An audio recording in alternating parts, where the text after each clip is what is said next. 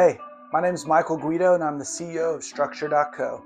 Thank you for joining us for this Builder series about a true original, someone who overcame adversity and who kept working well into his late 60s. This is a story about genius, tragedy, reinvention, and longevity. Please enjoy this Builder series on Frank Lloyd Wright, a great American builder. And stay tuned and learn more at Structure.co. This is a house in the woods of southwestern Pennsylvania. Look closely. It isn't built next to the waterfall, it's built on top of it. The water runs out from underneath the living room and falls into the trees below. The man who designed it was 68 years old. He was broke, he was out of fashion, and most people in his profession had quietly agreed that he was finished. 2 years later, this house made him the most famous architect in the world. This is the story of Frank Lloyd Wright, the man who changed how America lives, who walked out on his own family to do it, and who survived something at the center of this story that almost no one talks about. It's a story about genius, it's also a story about wreckage, and the two are harder to pull than you'd think. Frank Lloyd Wright was born in Wisconsin in 1867. By his own telling, his mother decided before he was even born that he would grow up to build great buildings, and hung pictures of cathedrals around his crib to make sure of it. What's certain is that in 1887, he arrived in Chicago at the perfect moment. The city had burned itself to the ground in the Great Fire, and was rebuilding itself bigger and taller than before. Wright got a job with Louis Sullivan, the most influential architect in the city, and the man who coined the phrase, "form follows function." Wright called him, simply, his master. Then Wright started designing houses on the side, in secret, which broke his contract. When Sullivan found out, he fired him, so Wright went out on his own. At the time, American houses copied Europe. They were tall, boxy, and chopped up into small dark rooms. Wright thought that made no sense in a country that looked nothing like Europe. So he flattened the house out, he pulled down the inside walls so the rooms ran together. He stretched the roofs wide and low, and set the windows in long horizontal bands, until the line between inside and outside started to blur. He called it the prairie style. It was the first kind of house that was genuinely American. If you've ever stood in a home with an open plan kitchen, big horizontal windows, and one room opening straight onto the next, you've stood inside Wright's idea. He figured it out more than 100 years ago, and it never left. By his early 40s, he had it all. A signature style, a steady stream of clients, a wife, 6 children, a reputation, and then he blew it all up himself. In 1909, Wright left.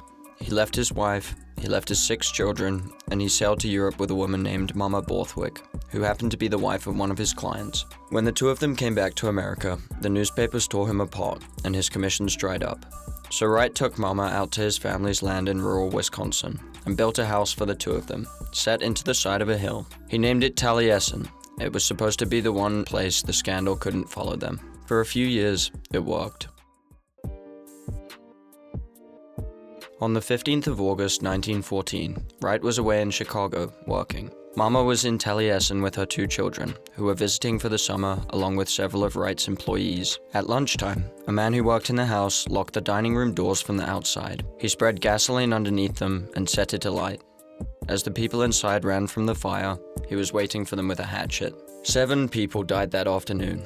Mama was one of them.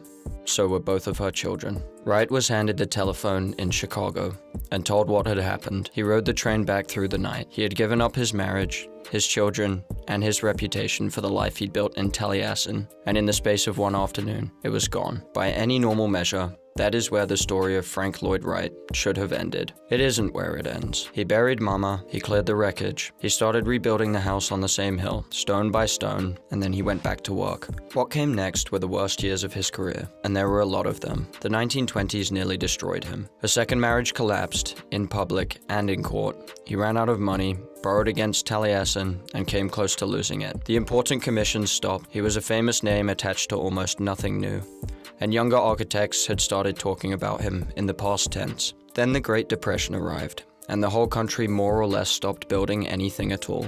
By the middle of the 1930s, Frank Lloyd Wright was approaching 70. As far as his profession was concerned, he was already history, a figure from another era who happened to still be alive. And then he got one phone call. It came from a wealthy businessman in Pittsburgh named Edgar Kaufman. Kaufman owned a department store and a stretch of forest with a waterfall on it, and he wanted a weekend house with a good view of the falls. Here's where the story gets slippery, because Wright told it one way and the facts may have run another. As legend goes, Wright took the job and then did nothing. No drawings for months, until one morning Kaufman phoned to say he was driving over, right now, to see the design. And in 2 hours before the car pulled up, Wright supposedly sat down and drew up the entire house, start to finish, talking the whole time while his apprentices watched. However long it really took, what he drew was not a house with a view of the waterfall, it was a house standing directly on top of it. The floors reached over the falls on slabs of concrete that look like they're floating. The water you came to admire is now under your feet, and you hear it everywhere in the house, even though you can barely see it. When Kaufman questioned that, Wright told him the point wasn't to look at the waterfall now and then, the point was to live with it. It's called Fallingwater. It put Wright back on the cover of every magazine that mattered. At 68 years after the whole field had counted him out, nearly a century later, people still drive out into the woods just to look at it. Wright lived and worked for more than 2 decades after that. He designed houses, churches, offices, a synagogue, and gathered a generation of young architects who came to live and learn at Taliesin. His final major building was the Guggenheim Museum in New York. Instead of the usual stack of square rooms, Wright drew a single white spiral, one long ramp that uncoils from the top down, with the art running alongside you as you go. Critics hated it before it even opened. Today, it is one of the most recognizable buildings on Earth. Frank Lloyd Wright died in 1959, at the age of 91. The Guggenheim opened 6 months later. He never got to see it finished. In a career that ran 70 years, Wright designed more than 1,000 buildings, and over 500 of them were actually built. The open floor plan, the wall of windows, the idea that a building should belong to the ground it stands on instead of fighting it, all of it traces back to him. What survived him is that decades after his death, people still drive out into the Pennsylvania woods and climb down onto the rocks and stand in the spray just to look up at the house balanced on top of the waterfall, designed by a man everybody had given up on. This has been the story of Frank Lloyd Wright.